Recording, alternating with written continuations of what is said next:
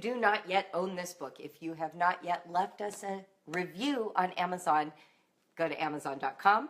You can click the link, bravewriter.gswinter, and that will take you to our page where you can buy it digitally, or you can just hop over to Amazon and pick up a print copy. Okay.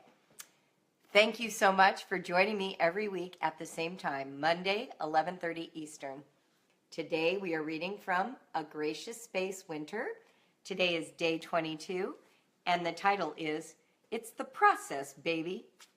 Oh, don't forget to share this broadcast. Thanks. Repeat after me. Process, not product. Education is an atmosphere, a discipline, a life. By Charlotte Mason. Let's notice what Charlotte did not say. She did not say, education is meeting the requirements of the Common Core. She did not say, education is the successful achievement of degrees, first high school, then college, then graduate school, if you have a true education. She also did not say, education is mastering reading, writing, and arithmetic. Moreover, she did not say, education is what someone does to you by teaching important information through tests and grades. Instead, Charlotte tells us to take our eyes off endpoints and to focus on creating a rich life through shaping the atmosphere, the environment, through discipline, intentionally being conscious of learning opportunities, creating them, acting on them, and through life itself. The process of being alive is our best classroom. You are on the right track when you get off track and focus instead on the feel of your home and family vibe. You are on the right track when you ensure that people feel heard, loved, and that their dreams and hopes matter and can be achieved. You're on the right track when you ebb and flow, some weeks making a course of study a priority in a systematic way. Other weeks, learning as you go, guided by curiosity and enthusiasm. You're on the right track when you see all of life as your classroom. The conversation about recycling plastic bags over bagels at breakfast is as important as the math pages completed before lunch. No one arrives at an endpoint, timestamp, educated. Rather, we have intermittent markers that let us pause to appreciate this new place. Graduated, finished a book, learned to read, understood a principle and can use it. The purpose of education, though, is to live a life, not to idolize the mastery of facts, figures, and theories. That's why I return to this mantra. It's the process, baby. If you can't let go of your need to match the state's expectations, or your schoolish memories, or the pressure of your very academic classical homeschool community, or the stringent requirements of some important university, you can surf the waves of learning as they roll onto your shores. For example, you'll feel freer to put vintage dance lessons and the work you do to barter for them, maybe even with the kids along, ahead of history for that one period of 6 months. The learning is in all of it, the lessons, being with adults, the history of dance, the bartering work to pay for the lessons, the music, being in the cultural center of our local community, borrowing the fancy gown for the ball, participating in the ball, watching Jane Austen films over and over again to see which dances they are performing and which ones are being learned at class, manners, exercise, being paired with a sibling and learning to work together, and building a solid, loving relationship. In other words, just paging back, if you can let go of state expectations, memories of school, classical homeschool community, or all those university requirements, you might be able to make room for vintage dance in your otherwise busy schedule. The atmosphere of that experience, dance lessons, with adults who are passionate about preserving historical dance. Discipline, weekly lessons, must memorize steps and practice, weekly distribution of flyers to pay for said lessons. Life, siblings dancing together, community supplying costumes for ball, family attending the ball to see how the 2 students mastered the dances, attending rehearsals with all 5 kids, distributing flyers with all 5 kids to pay for 2 kids, watching and learning by being in the room with the dancers, being a family that loved vintage dance. See? Did dance go on a single transcript anywhere? No. Yet vintage dance still ranks as one of our top educational experiences during the homeschooling years. And no one still dances. The kids moved on because it's the process, baby. On to the next: atmosphere, discipline, and life. Quote of the day. Wow! I love how you listed them out under the categories of atmosphere, discipline, and life. We aim at these, but I can't wait to show the kids when and how we hit the target by listing them. Thank you for that little tweak that totally transformed Tracy. Sustaining thought. Revise your understanding of learning so that you can support your children in exploring their passions, even if those passions are eventually retired. All right, time for another sip of tea. How is everybody? Anyone relate to this need to let the process unfold? How often do you find yourself saying no when a child presents you with an opportunity and it looks like that opportunity will be in conflict with the natural cadence of your homeschool routine? You think, how can I squeeze this in? We're already behind on classical education in the categories of, grammar and the 4-year history cycle, right?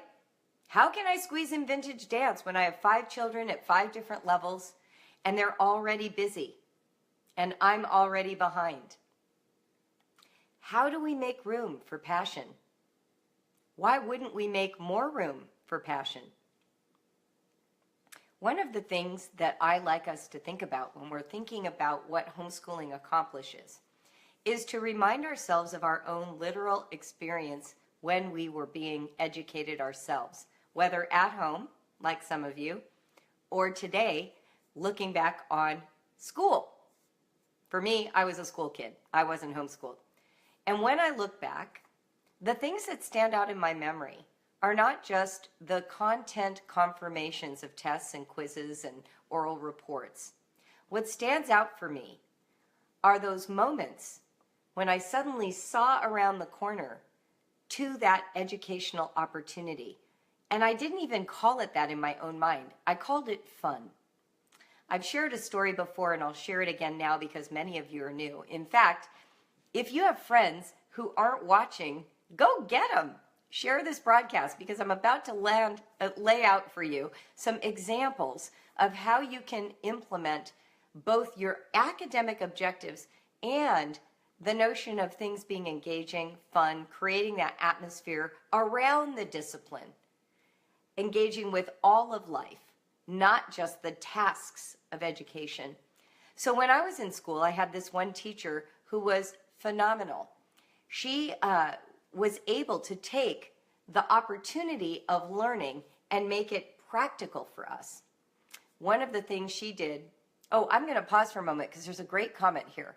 Karina says her difficulty is the opposite. She keeps letting all kinds of opportunities take place, so regular routine is repeatedly disrupted to an extent they forget it. Well, before I move on, let me just comment on that.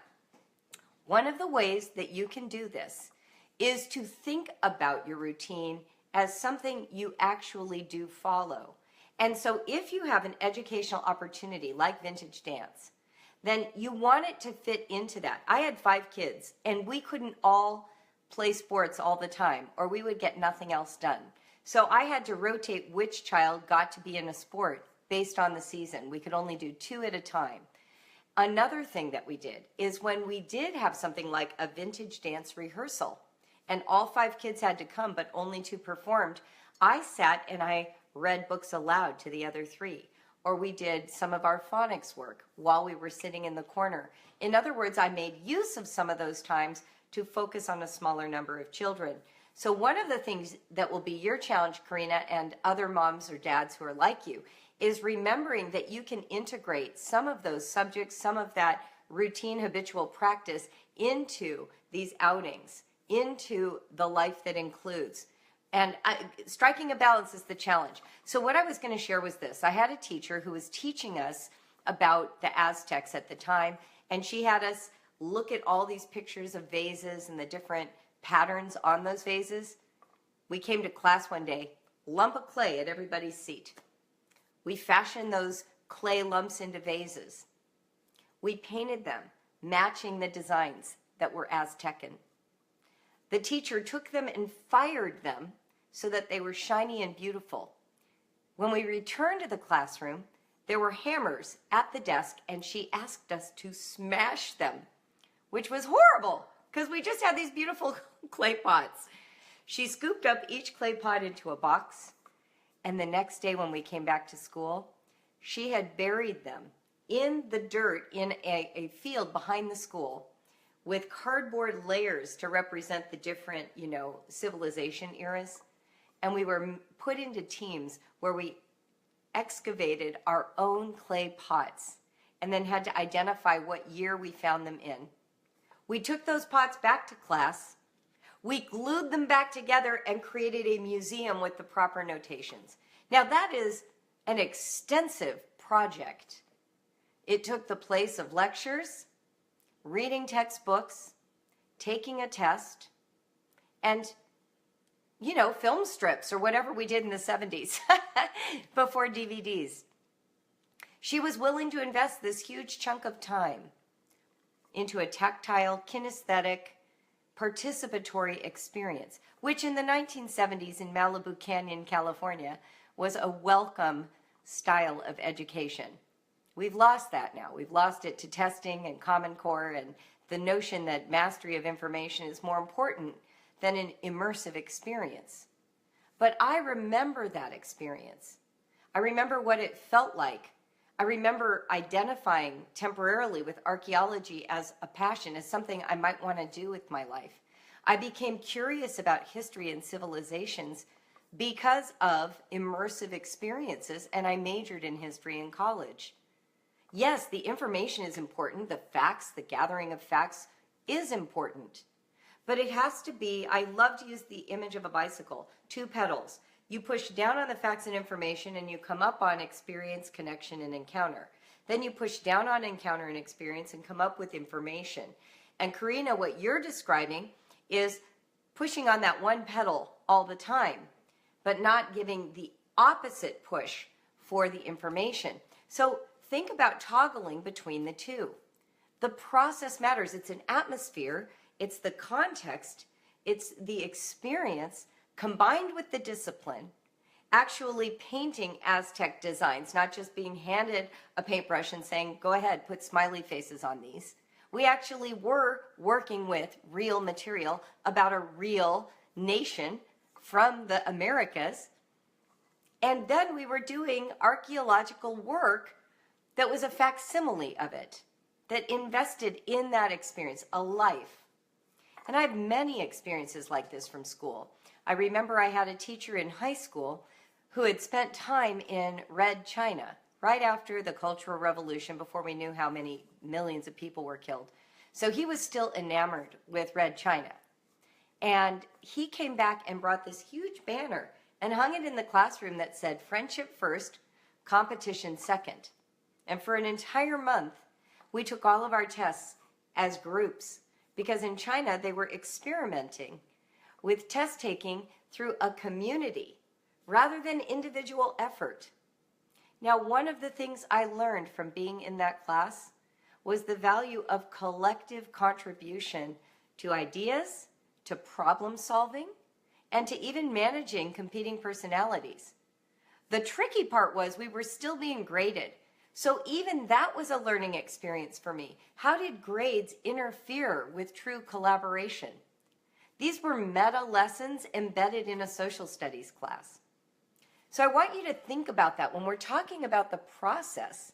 What we're really talking about here is investing in not just the content, but the meta lesson.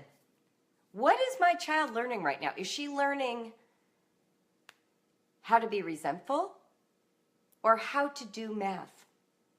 Is she learning the trick to get through the spelling pages? Or is she actually mastering the spelling so that it comes out of her naturally when she writes? Is my child learning how to use math, not just how to get through math? And what kind of life is my child having right now? Is my child's life fundamentally optimistic and happy? Or is it weighed down with a lot of burdening and pressure and me nagging, yelling, coercing, cajoling? How many children look back on their school years with fondness? I do. A lot of people say they hated school. I hear it all the time. I talk to adults who say, oh, I hated school. In fact, one of the funniest experiences for me, I'm divorced, and when I was first going on dates again, men who had never been around homeschooling and knew nothing about it would make the silliest comments. I would say something like, oh, listen to what this student of mine just wrote, thanking me for this essay class. And the guy would say back, she's just sucking up. She just wants a good grade. And I would be like, wait a minute. That's not how it works in homeschool. And it's certainly not how it works in Brave Writer. I have never had a student just suck up for a grade because grading is so irrelevant to the process we're in. Brave Writer is all about inhabiting the writing process, experiencing a connection to it, having it support and enrich your life. You hear what I'm saying? So it's funny to me how school, as a memory, for so many people sucks.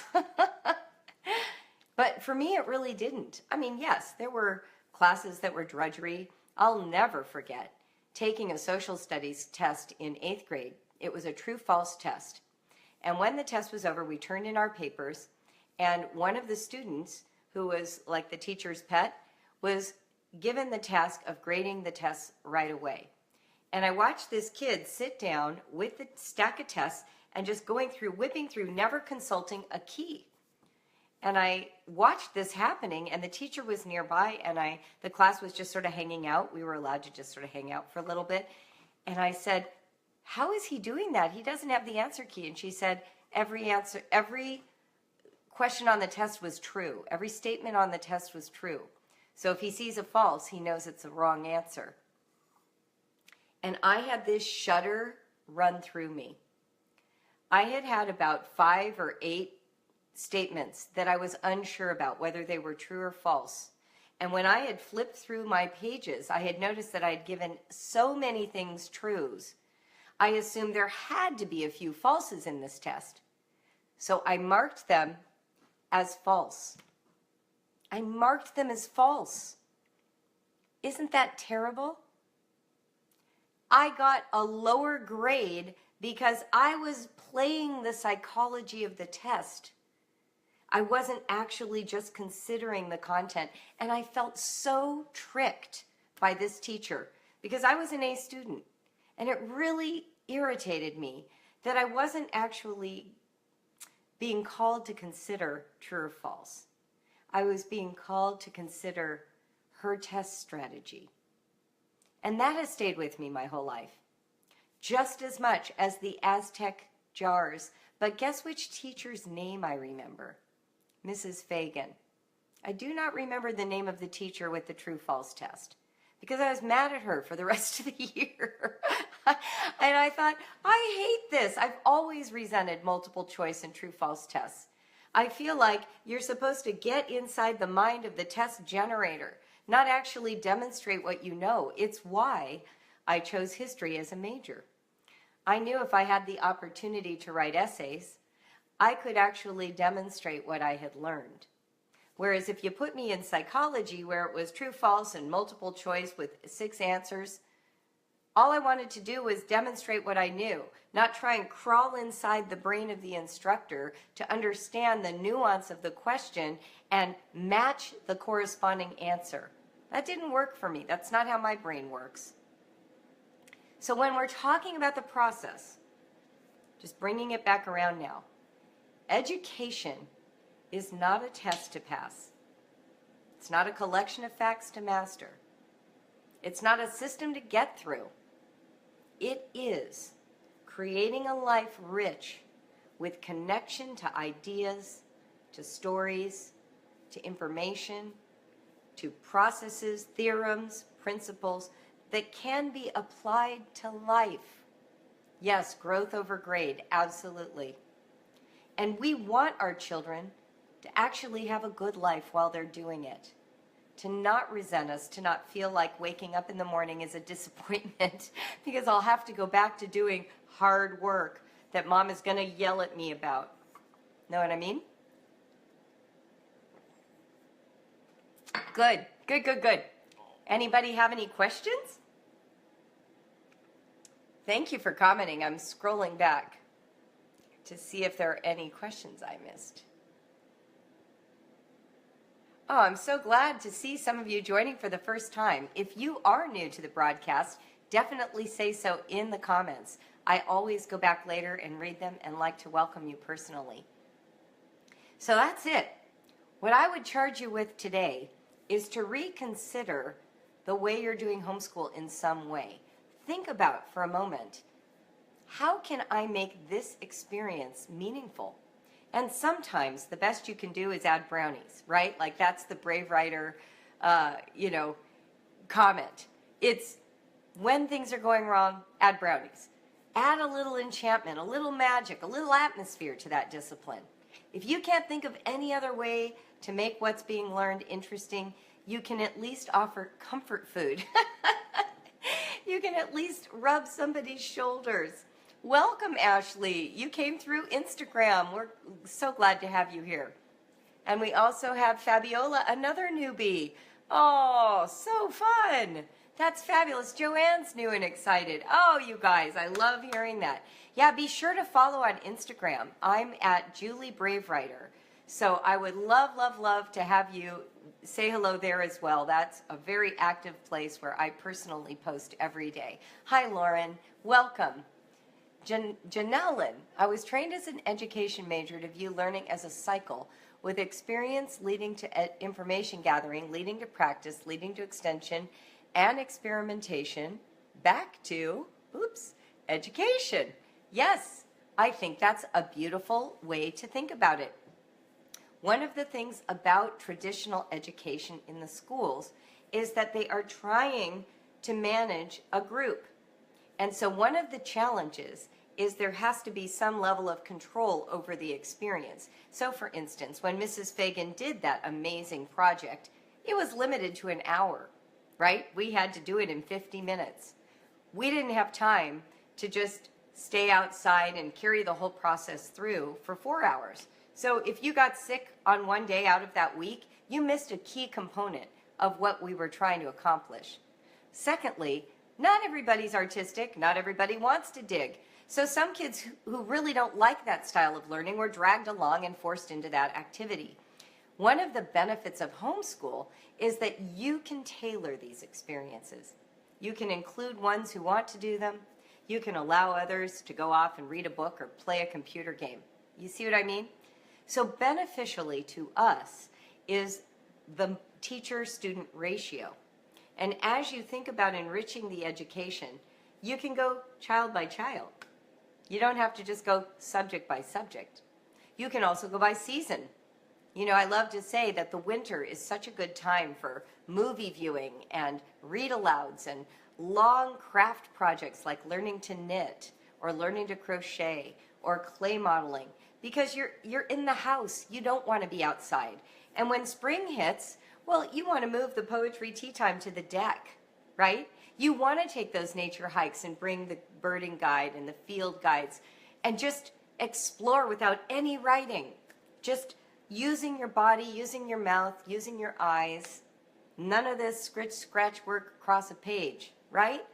So some of it is also seasonal, which we talk about a little bit in these guides, in these daily reading books.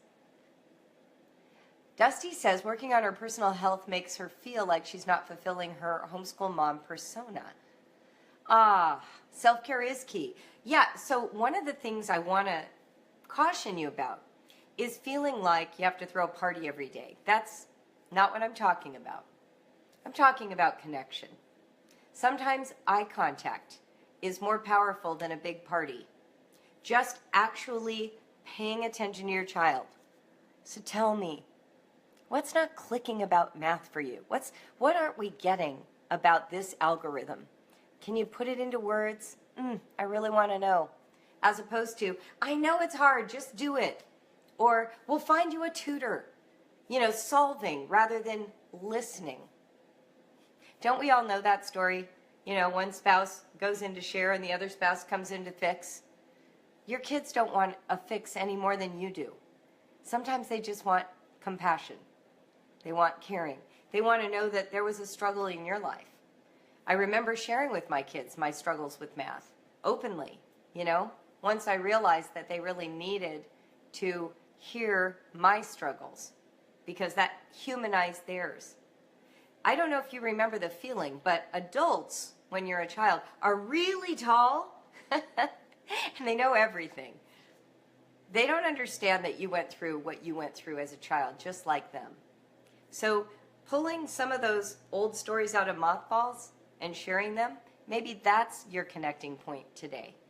Oh, I remember how long it took me to read. I remember, the tutor explaining it, and I was too embarrassed to say I still didn't get it because I didn't want to hurt the tutor's feelings. That was me, my whole life, right? Those are the kinds of stories you can share. They create connection. They help with the atmosphere. I'm trying to think if there's some other pointers along these lines. Yeah, so this idea of self-care is really important. If you're going through a period, for example, where recently one of your parents died, you're in a grief mode. Homeschooling is not going to look fabulous or magical. You're going to go into that sort of like sustain the status quo mode. You might rely on workbooks. You might rely on television and PBS shows. You might find yourself needing to just check out every afternoon and take a nap. Grief is hard work and it's exhausting. And you need to do that. What are your kids learning? They're learning self-care through grief. They're also learning it's okay to grieve. They're also learning that there is a way to keep doing life after loss. Those lessons are massive. And you cannot force happiness when you're grieving. It's okay. It's okay to take your time for that. If you've had a health scare, breast cancer, type 2 diabetes, some kind of pregnancy crisis like postpartum depression, well, these are your full-time job right now. And your kids will be okay, but only as far as they can have you, the full person, return to them. So during that season, triangle in some help, take some online classes, get your husband or your spouse to be more active in your children's educational lives, join a co-op, do things that lift some of the burden off of you and give you the opportunity to get back up to full health and full speed. I mean, this is life. Homeschooling embodies all of it. I've shared before I had a junior in high school English teacher whose fiance was killed in a tidal wave at the start of my junior year. And I'm very aware of it because he spent an entire class period telling us the story, telling us all about her and the loss of her. And it shattered him. And English that year just was not that well organized or that well taught. And I don't know, we survived. That was in school. So I want you to hear me. Real life impedes all of us at some time. And part of what kids learn is how someone goes on when they're dealing with grief or dealing with a health scare or dealing with abuse or trauma or memories. I mean, there's so many things that suddenly come into view at age 35 or 40 that you kind of overlooked at 22 when you bravely got married, right? Yeah, moving, promotion for husband, loss of benefits, foreclosure on a house, a natural disaster like a mudslide or a tornado. These things always happen, and you cannot avoid them. Joanne says her me time is running. Woohoo, mine too. My kids know that if we have a rough school day, I need a run. And you know, honestly, that's been true for me as well. My sister is a surfer. She needs to surf on her hard days. If you have a physical outlet, use it. You know, use it. When I was pregnant and nursing, it was hard to run. I would take walks. But yeah, having a little bit of time for physical exertion is good. You can take the dog for a walk. You can take the kids for a nature hike. Sometimes they can come with you. Just moving your body helps. Okay, so remember, it's all about the process. It's not just about the outcome. And you can control the atmosphere, the discipline, and the experience of life through making really deliberate, loving choices for your kids. Okay? All right, well, thanks for joining me today. So don't forget to go to the podcast and listen to this season. It's all about these very principles. It's the Brave Writer lifestyle. And I interview moms just like you, and they are going to tell you their tricks and their tips for making life with kids and homeschool really meaningful. I love sharing them with you, and I appreciate your reviews on iTunes and your reviews at Amazon.com. They mean the world to us here at Brave Writer. And I love that you join me on Facebook Live. We will do this again next Monday at the same time. And in just a couple weeks, we are going to switch over to this book. So if you want to have the spring edition of A Gracious Space ready to go for when we start reading this together in April, you might want to buy it now. Just simply go to Amazon.com, or you can even click the link in this profile. I will add a link for this book so it's easy for you to find. Okay? All right, everybody. Have a great day. Live honestly, write bravely, and live deliberately with good cheer. Bye, everyone.